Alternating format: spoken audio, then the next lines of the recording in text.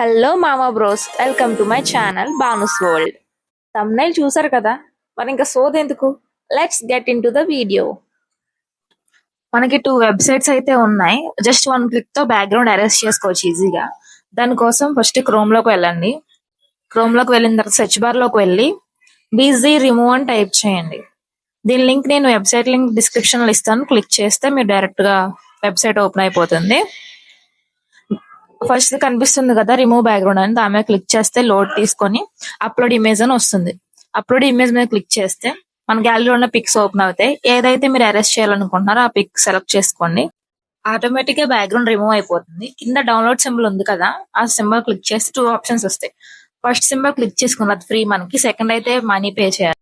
First దాని మీద click చేస్తే మనకు డౌన్లోడ్ అయిపోతుంది.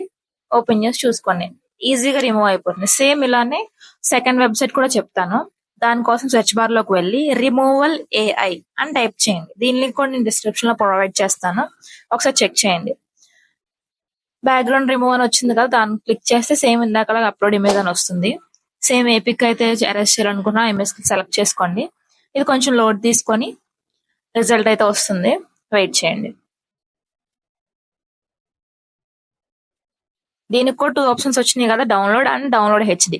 కింద క్లిక్ చేశారు అనుకోండి హెచ్డి డబ్బులు అడుగుతుంది.